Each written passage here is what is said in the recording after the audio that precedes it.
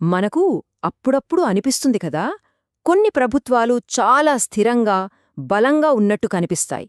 కాని ధిడీర్న రాత్రికి రాత్రే భారీ ప్రజా తిరుగుబాట్లు మొదలవుతాయి. ఇంత పెద్ద ఉద్యమం అది ఒక్కసారిగా ఎలా మొదలవుతుంది? ఈరోజు మనం ఈ ఆసక్తికరమైన ప్రశ్న వెనుక ఉన్న ఒక శక్తివంతమైన ఆలోచన గురించి తెలుసుకోబోతున్నాం. అవును, ఇదే మన ముందున్న పెద్ద ప్రశ్న. అప్పటిదాకా ప్రశాంతంగా ఉన్నట్టు కనిపించే ఒక సమాజంలో ఒక్కసారిగా వేల లక్షల మంది ప్రజలు వీధుల్లోకి ఎలా వచ్చేస్తారు? ఇది పైకి చూస్తే ఒక మిస్టరీలా అనిపిస్తుంది. కాని దీని వెనుక ఒక చాలా సింపుల్ కాని అంతే శక్తివంతమైన సామాజిక సూత్రం దాగి ఉంది. మరి ఏంటా రహస్య పదార్థం? ఈ మిస్టరీకి సమాధానం ప్రజల వ్యక్తిగత కోపంలో లేదు. అది కేవలం ఒకరిద్దరే ఆవేశం వల్ల అయ్యే పని కాదు. అసలైన కారణం అందరికీ తెలిసిన ఒక బహిరంగ సత్యంలో, అంటే ఒక సామూహిక అవగాహనలో దాగి ఉంది. అదే ఈ విప్లవ జ్వాలను రగిలించే అసలైన ఇంధనం. ఈ వాక్యం చాలా ముఖ్యం. చూడండి, కేవలం నాకు కోపంగా ఉంటే సరిపోదు, నా చుట్టూ ఉన్న ప్రతి ఒక్కరికీ కూడా నాలాగే కోపంగా ఉందని నాకు తెలిసినప్పుడు ఆ వ్యక్తిగత ఆవేదన కాస్త ఒక సామూహిక శక్తిగా మారిపోతుంది. అక్కడే అసలు మార్పుకు బీజం పడుతుంది. దీన్నే నిపుణులు సామూహిక జ్ఞానం లేదా కామన్ నాలెడ్జ్ అని పిలుస్తారు. అంటే ఒక విషయం నాకు తెలియడం మాత్రమే కాదు, అది అందరికీ తెలుసు అని నాకు తెలుసు. ఇంకా చెప్పాలంటే ఈ విషయం మనందరికీ తెలుసని మనందరికీ తెలుసు. ఇదో గులుసుకట్టు నమ్మకం లాంటిదనమాట. ఈ రెండింటి మధ్య తేడా చాలా స్పష్టంగా ఉంది కదూ. నేను సంతోషంగా లేను అనేది ఒక వ్యక్తిగత భావన. కాని మనమందరం సంతోషంగా లేమని మనందరికీ తెలుసు అనేది ఒక సామూహిక చర్యకు పునాది వేస్తుంది. ఈ సామూహిక జ్ఞానమే ప్రజలను ఒక్కటిగా కలిపే ఒక అదృశ్య బంధం. సరే, అందరికీ విషయం తెలుసని తెలిసింది, సామూహిక జ్ఞానం ఏర్పడింది. మరి తర్వాత ఒక చిన్న నిరసన చూస్తుండగానే ఒక పెద్ద ఉద్యమంగా ఎలా మారుతుంది? ఆ కీలక మలుపు, ఆ టిప్పింగ్ పాయింట్ ఎలా వస్తుందో ఇప్పుడు చూద్దాం. ఇక్కడే థ్రెష్హోల్డ్ అనే కాన్సెప్ట్ వస్తుంది. ప్రతి ఒక్కరికీ ఒక పరిమితి ఉంటుంది.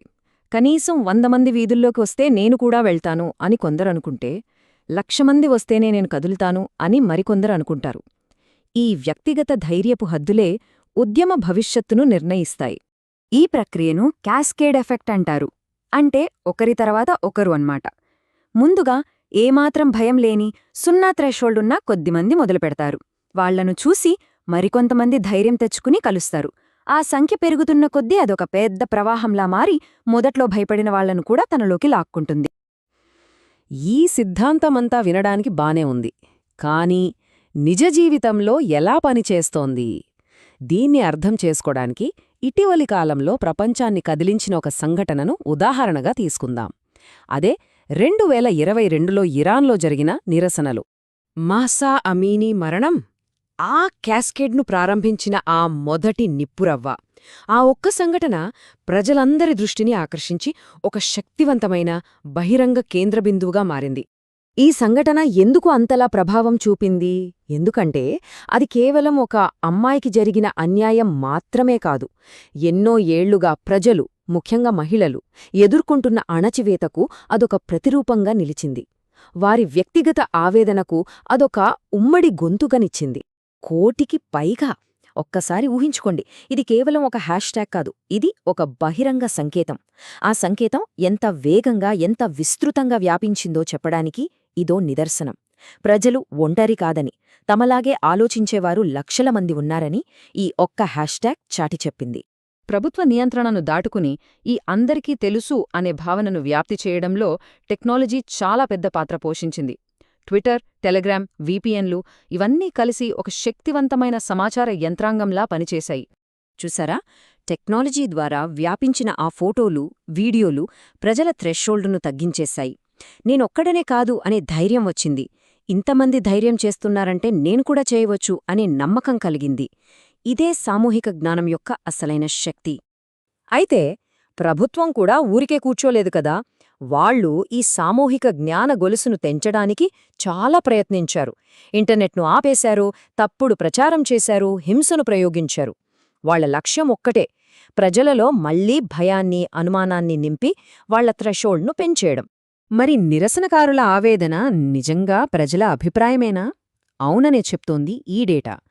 దేశంలోని 75% మంది నిర్బంధ హిజాబ్ను వ్యతిరేకించారు. అంటే ఈ విస్తృత అసంతృప్తి అనేది ఒకే ఒక్క నిప్పురవ్వ కోసం ఎదురుచూస్తున్న మందుపాత్రలాంటిది. అయితే ఇంత పెద్ద ఎత్తున నిరసనలు జరిగినా ఎందుకు అనుకున్న లక్ష్యాన్ని చేరలేకపోయాయి?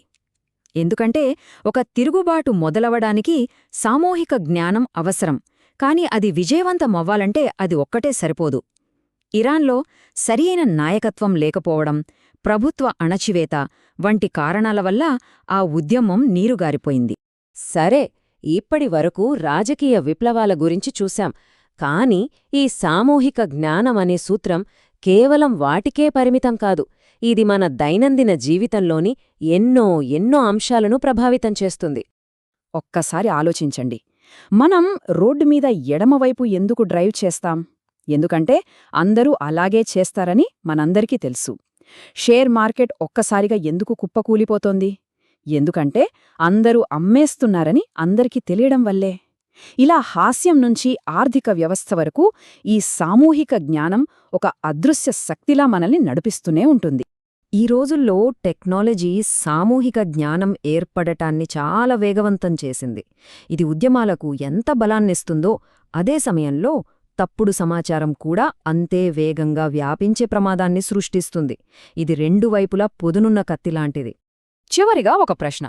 ఈరోజు మనం చూసే వార్తలు, మన సోషల్ మీడియా ఫీడ్లో కనిపించే పోస్టులు ఇవన్నీ అల్గారిథంల ద్వారా నియంత్రించబడుతున్నాయి.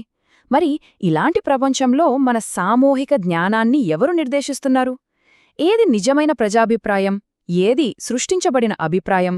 దీని గురించి ఆలోచించాలి.